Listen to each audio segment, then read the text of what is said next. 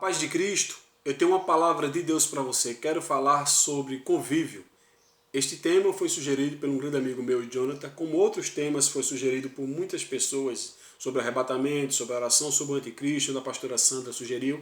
E você aqui está aberto para dar as suas sugestões, deixar as suas dúvidas, para que todos nós possamos solucionar esses problemas à luz da Sagrada Escritura. Então vamos lá, eu irei ler um texto e irei trazer uma palavra de Deus para você. Mas antes de ler o texto, eu te peço que, caso você ainda não seja inscrito, se inscreva no canal, ative as notificações para que você possa se manter informado sobre o que postamos no canal. Quero ler 1 Coríntios capítulo 7, versículo 28, a parte final do versículo que diz: todavia, os tais terão tribulações na carne, mas eu queria poupar-vos. Aqui é um texto a qual o apóstolo Paulo fala sobre relacionamento, tirando algumas dúvidas do povo ali de Corinto. E eu tenho certeza que Deus vai usar esse vídeo, essa mensagem, para tirar as suas dúvidas e saber como ter um convívio melhor com o seu parceiro. Dentre tantas definições do que significa a palavra convívio, apenas eu escolhi uma que significa viver em proximidade com o outro, isto é, estar junto.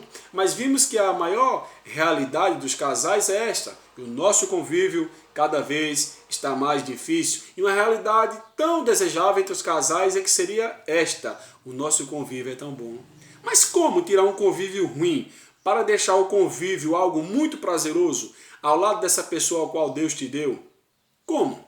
Então vamos lá. Eu irei dar algumas dicas práticas, porém muito objetivas, que irá ajudar o seu convívio no dia a dia com o seu parceiro ou a sua parceira. Vamos lá. Em primeiro lugar, você precisa ser maleável, isto é, saber se adaptar às situações, ser flexível, porque cada caso é um caso. Não tem esse dito popular, é verdade. Para cada situação existe uma maneira certa de agir, existe uma maneira certa de você se posicionar e tomar uma atitude baseada em dada ação. Não podemos nos precipitar. Não digo para compactuar com erros, passar a mão na cabeça de ninguém, não, mas ser flexível, sabendo que o outro também erra, sabendo que o outro também tem as suas limitações, porque nós moldamos, através de Hollywood, das telenovelas, uma pessoa perfeita, mas perfeito só aquele que fez os céus e a terra. Essa pessoa que está do seu lado tem defeitos que você tem. Tem defeitos que você não tem, como também você tem defeito que ela não tem. Mas tanto você como dela precisam um do outro. Então seja maleável, seja flexível, saiba se adaptar a cada situação. Outra dica muito importantíssima: saibas a hora certa de falar. O interessante é que em Provérbios capítulo 18, versículo 21, está escrito que o poder da vida e da morte está na língua. Isto é, nós somos também o que falamos. Não é verdade? Você diz, a gente é o que a gente come. Ok, em termos de saúde, mas em termos de conduta e caráter, as nossas palavras falam muito, pois o Senhor Jesus Cristo disse que a boca fala do que o coração está cheio. E olha que Jesus é o maior psicólogo que já existiu nos céus e na terra.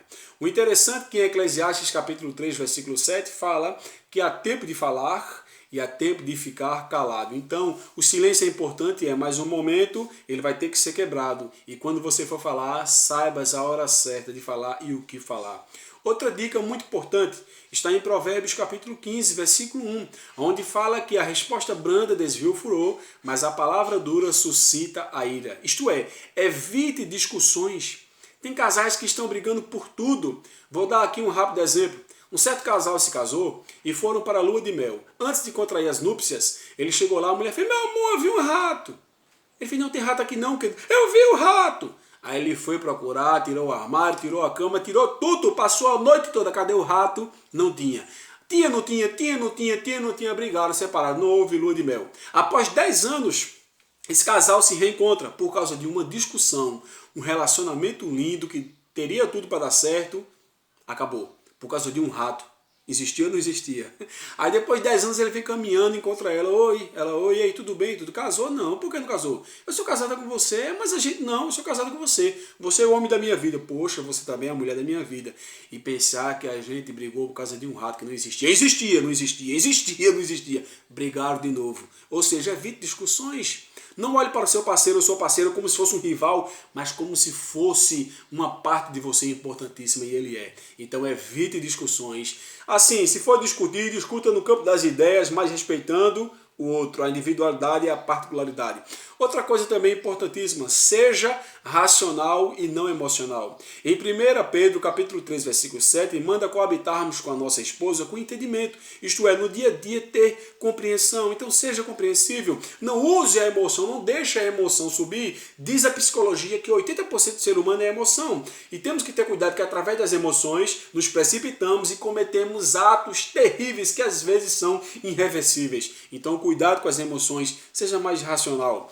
Outra dica importantíssima, chegue sempre a um denominador comum nas decisões. Tem um cabra que eu sempre dou esse exemplo aqui, que é pizza. A outra quer cachorro quente, aí fica pizza, cachorro quente, pizza, cachorro quente, pizza, cachorro quente. Vai ter uma briga infernal. Então nem pizza e nem cachorro quente. Então vamos comer um pastel? Então se os dois gostam de pastel, ambos comem o pastel. Porque se ficar na pizza, um vai ficar emburrado. Se ficar no cachorro quente, o outro vai ficar emburrado. Então vamos comer pastel e tudo se resolve. Então chegue a um denominador comum. Outra dica importantíssima, respeite o outro. O que estraga a maioria do convívio dos relacionamentos, eu digo isso por acompanhar alguns casais, dando aconselhamento na questão do seio, nas amizades, né? Compartilhando experiências, é a falta de respeito um para com o outro.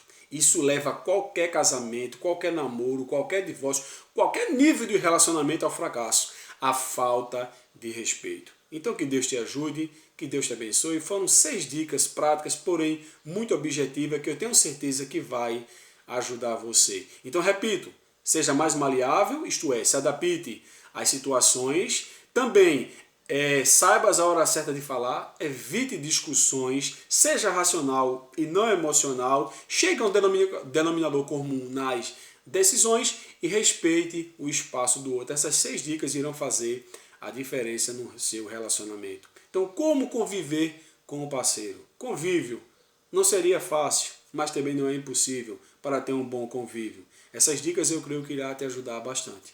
Um forte abraço e que Deus te abençoe.